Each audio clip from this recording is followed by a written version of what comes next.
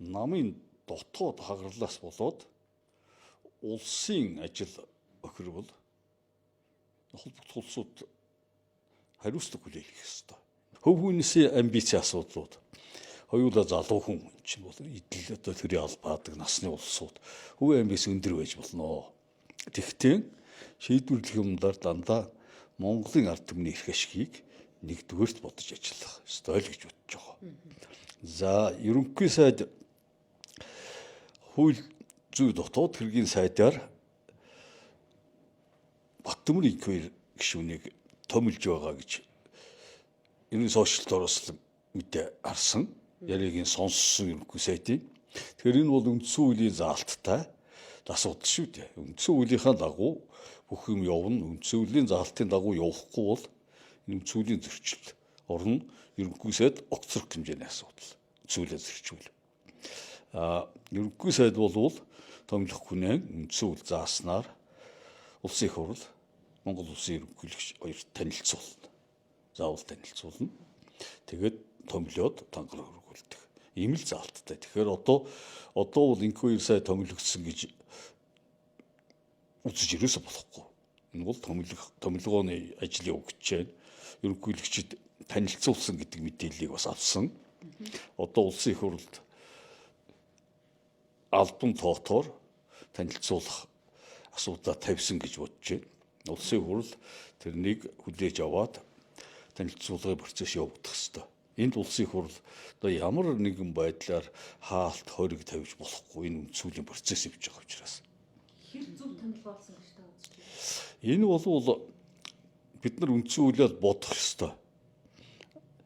Зөв буруу гэдэг томилгоог тэр томилж байгаа этгээд өөрийн биеэр хариуцах ёстой.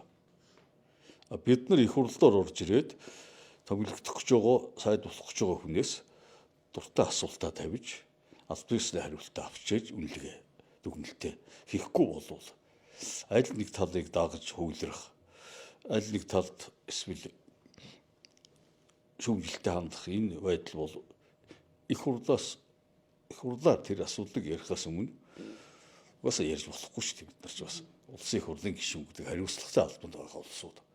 Бид нар бол ард түмний томилгоотой улсууд болохоос биш, намын томилгоотой хүмүүс биш шүү дээ. Өмнө Ер нь Монгол ардын намын жагсаалтыг намын удирдах зөвлөлөөр хилцэж байгаа жагсаалтаар оруулж ирсэн. Намын жагсаалтыг бол ер нь ард түмэн бол харьцангуй сайн жагсаалт болсон гэж үздэг. Яагаад гэвэл урд нь одоо их хурлын гишүүн байсан, сайд дарга байсан улсуудаас нэгж ороогүй. Эсвэл шин залуу улсууд тэгээд гинтхэн нэг өгшин хүнтэй ингээд ороод ирсэн. Салбар үрийг төлөөлнө гэдэг логикоор явж байгаа процесс. Намайг жишээлбэл одоо энэ ухаан технологийн салбарыг төлөөлж жагсааж байна ч гэдэг юм уу.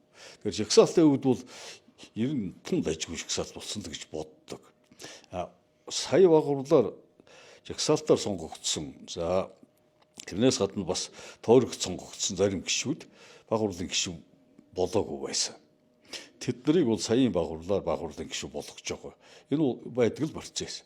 Уул нь энэ зүгээр удаасныг л би одоо хүртэл гайхаад байгаа.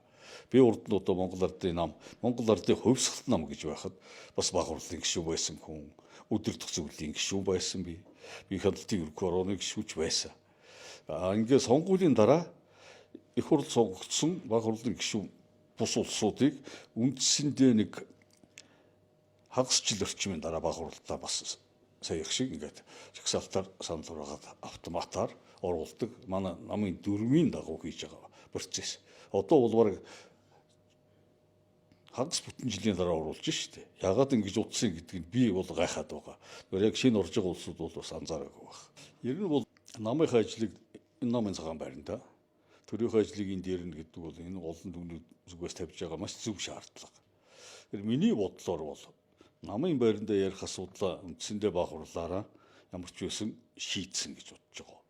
Эцсийн шийдвүү эсвэл дундын шийдвүү энэ бол бас дээд сүхийн шийд гарч иж тодорхой шүү дээ. Одоо бол сайд томилох, сайд чөлөөлөх асуудал бол энэ төрийн ордонд ирдэг ажил. Тэр утгаараа бол энэ төрийн ордондоо ярьж байгаа. Зүгээр намын дотоод хагарлаас болоод улсын ажил охирвол холбогдох улсууд хариуцлага хүлээх ёстой. Тэгэхээр хариуцлага хүлээх. Холбогдох улсууд гэдгийг хэн хаанаас яаж гаргаж ирэх вэ? Хаагуур оруулж шийдэх үү гэдэг нь тэгээ зөв хуулийнхаа дагуу явах байлгүй. Би шинийг шиг болохоор энэ урд нэм юм харж үзээг болохоор бас өөрөө гайхаад явж байгаа. Тэр миний байр суурь бол тодорхой, ер нь тодорхой. За баярлалаа. За баярлалаа.